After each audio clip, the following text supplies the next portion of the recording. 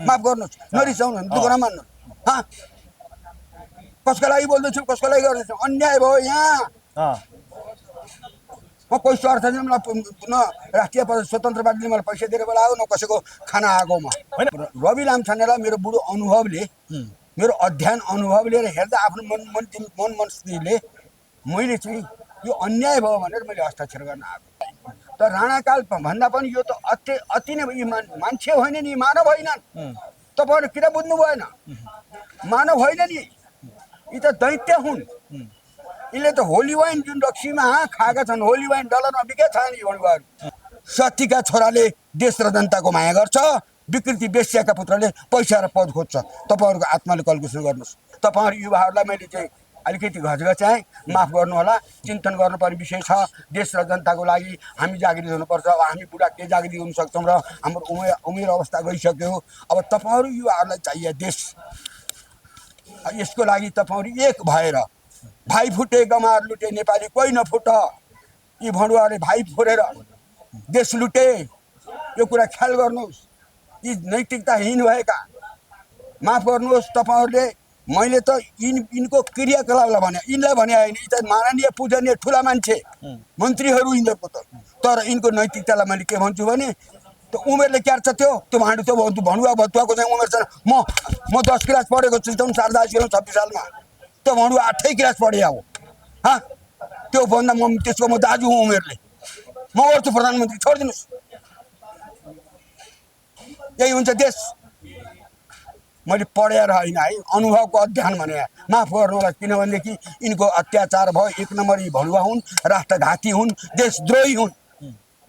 भएका संरक्षण नदी नाला खोला नाला चाहिँ सन्धि आज 150 फ्याक्ट्री बेचिए। नमस्कार बाबु।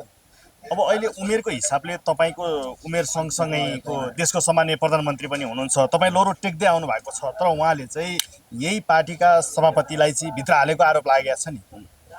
यो विशेष गरेर बाबु सरासर 112 गलत हो। यो यिनीहरूको आरोप लगाएका हुन्। हाम्रो भन्दा जमाना कुरा गरेर हेर्नुहुन्छ, बसेर हुन्छ बाबु। तपाईँहरू युवाहरूले बुझ्ने कुरा हो। तपाईँहरू मिडियाले हेर्नुपर्ने हो। देश विदेश हिमाल तराई जति पनि हाम्रा नेपाली छौँ, बुझ्नुपर्ने कुरा हो। नेपाल कसले बनायो? पृथ्वीनारायण शाहले बनाउनु भयो। यसको सर्वमा सत्ता चाहिँ संरक्षण गर्न को जानुभयो भने राजा महेन्द्र। त्यसपछि गएर यी सत्ताहरू बदलिँदै आए। सत्ता बदलिँदै आएर आज 35-30 वर्ष पञ्चको गुजारियो, हेरियो शासन व्यवस्था। 35 वर्ष अहिले यो बौला अदालतको हेरिँदैछ। माइन्ड नगर्नुहोस्। बौला अदालत किन भन्यो भने यिनलाई भने होइन, यिनको व्यवहारलाई भने, यिनको नैतिकतालाई भने। त्यसो भएर यो बौला अदालतको चाहिँ हेरियो। तर राष्ट्र देश र जनताको कल्याण हुने काम कुनै पनि भएन। भएका संरक्षण पनि ध्वस्त भएर गए। हेर्नुहोस् इतिहासका पेज पल्टाएर, भएका संरक्षण राजा महेन्द्रले बनाएका संरक्षण पनि मेटिएर गए। इतिहासका पेज पल्टाएर हेर्नुहोस्। सीमा सन्धि। तपाईँले त राणाकाल पनि हेर्नुभयो, अहिलेको शासन पनि राणाकालभन्दा कम छैन भन्छन् नि। होइन, राणाकाल भोगिएन बाबु, तर हावा लाग्यो हामीलाई। त्यो हावा लाग्यो हामीलाई। तर राणाकाल भन्दा पनि यो त अति नै मान्छे होइन नि, मानव होइनन्। तपाईँहरू किन बुझ्नु भएन? मानव होइन नि, यी त दैत्य हुन्। यिनले त होली वाइन जुन रक्सीमा खाएका छन्, होली वाइन डलरमा बिके छ नि भन्नुभयो। देश एमसिसी मेटाउनुहोस् युवाहरूले। मलाई मेरो प्रार्थना लाग्छ भने देश विदेशका जति पनि युवा हुनुहुन्छ, तपाईँहरू एमसिसी मेटाउनुहोस्। तपाईँहरूको समक्ष एउटा सानो टुक्रा प्रस्तुत गर्दैछु। सुन शक्तिशाली युवावर्ग आज यो देशको मर्म बुझ्यो। यो समाज जन्मिनु मर्नु यहीँको छ पानी, यही देशमा बाँच्नु सत्य जानी। खोला र नाला वनवृक्ष हाम्रो छ देशगिरीले भरिएको राम्रो। यसको विकास कसरी गराउँ, हेर देशका युवा हो बुझ गाउँ ठाउँ। तपाईँहरू युवाहरूलाई मैले चाहिँ अलिकति घचघचाएँ, माफ गर्नु होला। चिन्तन गर्नुपर्ने विषय छ। देश र जनताको लागि हामी जागृत हुनुपर्छ। अब हामी बुढा के जागृत हुन सक्छौँ र हाम्रो उमेर अवस्था गइसक्यो।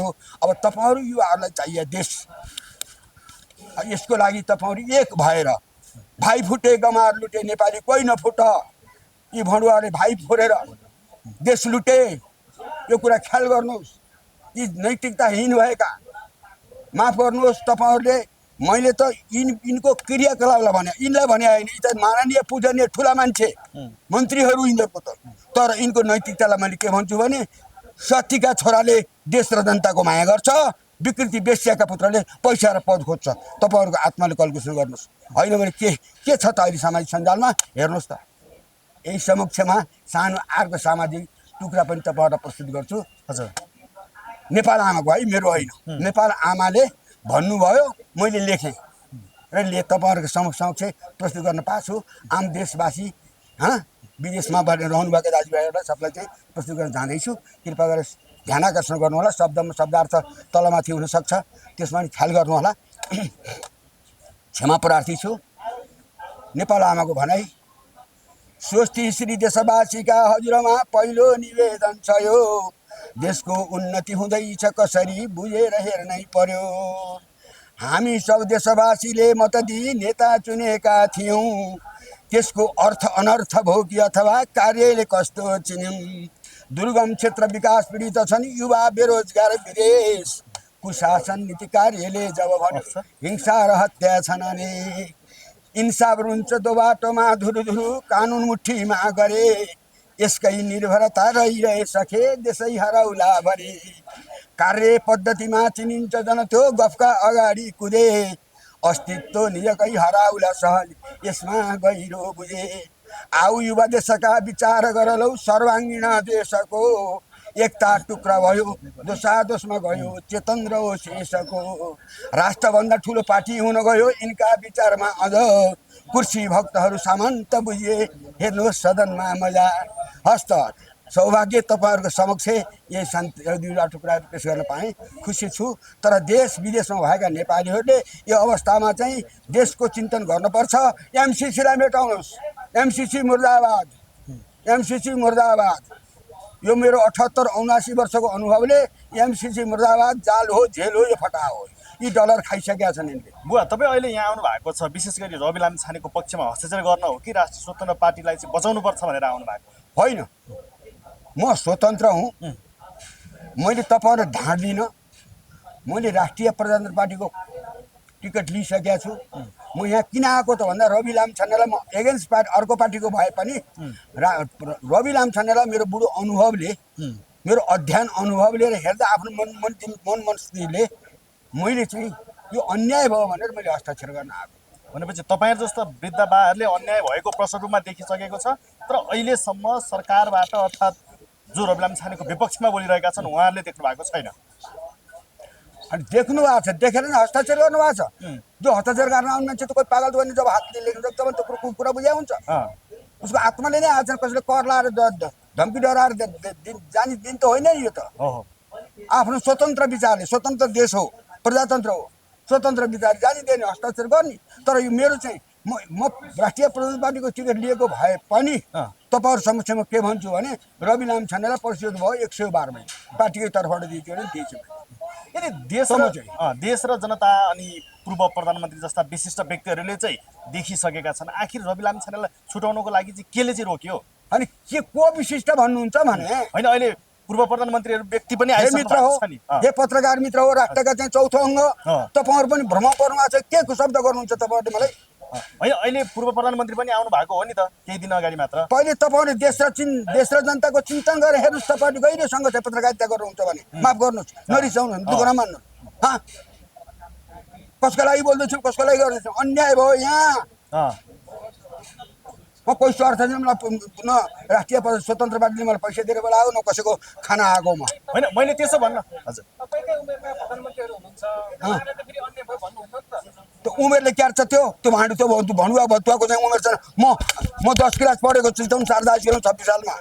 त्यो भणुवा 8 क्लास पढे हो। त्यो भन्दा त्यसको म दाजु हुँ उमेरले। म गर्छु प्रधानमन्त्री, छोडिदिनुहोस्। यही हुन्छ देश। मैले पढेर होइन है, अनुभवको अध्ययन भने। माफ गर्नु होला, किनभनेदेखि यिनको अत्याचार भयो। 1 नम्बर यी भणुवा हुन्, राष्ट्रघाती हुन्, देशद्रोही हुन्। भएका संरचना नदी नाला खोला नाला चाहिँ सन्धि आज 150 फ्याक्ट्री बेचिए। गणना गर्छु पत्रकार तपाईँ साथीहरू गएर चाहिँ हेर्नुहोस्। 150 फ्याक्ट्री बेचिए, खोला नाला बेचियो, सन्धि सीमा बेचियो। त्यो भएर त मैले के भने होइन, देउन बाटो त्यो गाउँमा माफ गर्नुहोस् है, 46 सालमा लानेछु मैले। 46 सालमा लानेछु। देऊ न बाटो त्यो गाउँमा जानलाई पिठो मागे ल्याउनु छ खानलाई अमेरिकाले पिठो दियो अरबले तेल हामी पनि बाँच्न पर्यो काला नहुन्जेल एसियाले केही दियो युरोपले पनि दियो दिन्छ त्यसलाई पनि गरिब नेपाल भनी हामीलाई पनि बाँच्न देऊ मित्र मानवको अधिकार हेरेर 2046मा यिनको विचार कस्तो सङ्कटकालीन देश थियो खोरमा परे जस्तो आन्दोलनको आगो लाए यो नेपाली जाग लाटा सिधा जनतालाई भन्थे पार्टीमा डाँडा खोला घोषणा गर्दै सिधा सोझा नेपाली भड्काउँदै ल्यायौँ बहुदल विकासको आशाले देश खायो सकुनी पासाले ल्यायौँ बहुदल नेतालाई मस्ती हो सिधा सोझा जनतालाई शास्ति हो कसो पत्रकार साथीहरू भन्नुहोस् है दिप विश्व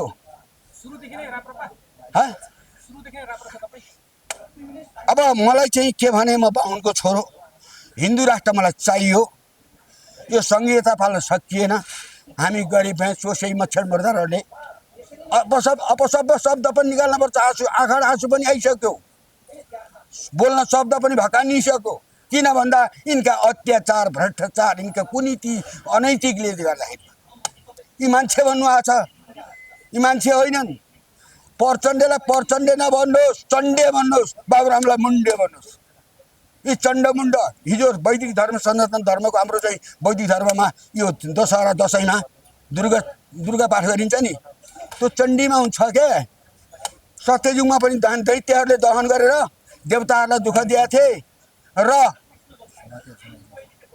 देवताहरूले हारेर स्वर्ग मर्ते सबै हारेर शिवजीका शरणमा गए हे प्रभु अब हामी के गरौँ भन्दा तिमीहरूले महाकालीको उ गर प्रार्थना गर भन्दा देवताहरूले प्रार्थना गरेका थिए रक्त बीज बदे देवी चण्डमुण्ड विनाशिनी हे देवी यी रगतबाट बिउ निक्लेका बिउहरूलाई मास देऊ भनेर प्रार्थना गरेका थिए त्यसो भएर प्रचण्डे भन्ने बाबुराम भन्ने यी रक्त बीज हुन् रग मारेर मान्छे मारेर आएका हुन् यो ओली भन्ने पनि मारेर आएको यी सबै भण्डुवा चोर दलाल हुन् यो संसद होइन रोदीघर हो म आफ्नो अनुभवले कसैले सिकाएको होइन मेरो आफ्नो अनुभवले भन्छु किनभने देश र जनताको परिस्थितिलाई हेर्दा आज 85 लाख युवा बाहिर गएको छन् लाग्छ नि तिमीलाई तलदेखि माथि कमिसन खाने के जमराजका भान्जा हौ तिमीहरू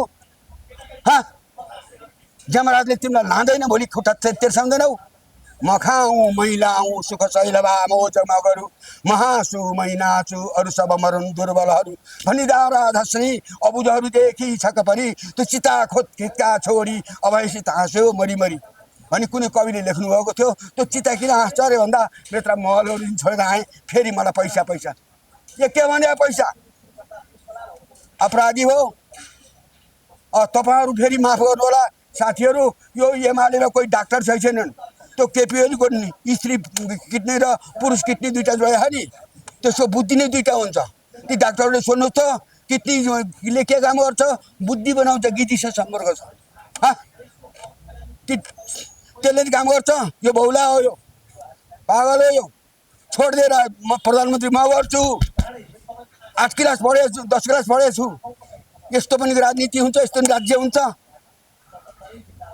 अनि तपाईँहरू भइहाले सामाजिक सञ्जालमा यी चाहिँ भण्डुवा हुन् रोधी प्रतिशोध छ त्यसले चोर्या ऊ त्यसले चोर्या त्यसले चोर्या सबै चोरेछ त्यसो भएर नेपाली जनताहरूलाई कृपा गरेर तपाईँहरूले जगाउने गर्नुहोस् देश चाहियो एमसिसी मेटाउनुहोस् एमसिसी मुर्दाबाद भन्नुहोस् हजुर त्यो हाम्रो हातको कुरा हो यी भण्डुवालाई सखाप बनाउनु पर्छ थुतेर पिट्नु पर्छ हाम्रो हात दिनुहोस् न हामीलाई भण्डुवाहरूलाई यिनका कृतिकला देखिया छ तपाईँ पो डराउनुहुन्छ त हामी जनताका हात दिनु न यिनलाई छोडिदिनुहोस् त्यो पुलिसहरूले ती पुलिसका चाहिँ मान्छे पठाएनन् सहकारीमा ती आर्मीका मान्छेका सहकारी पठाएनन् के हेरेछन् माथिकालाई बुझो लगाइदिएछन् ठुल्ठुला हाकिमलाई ए अर्डर भनेछ अर्डर के गरोस् त तलको सिपाही नोकरी गर्नु पर्यो भने यिनले हातमा लिइसके न्यायाधीश कस्ता छन् न्यायाधीश कस्ता छन्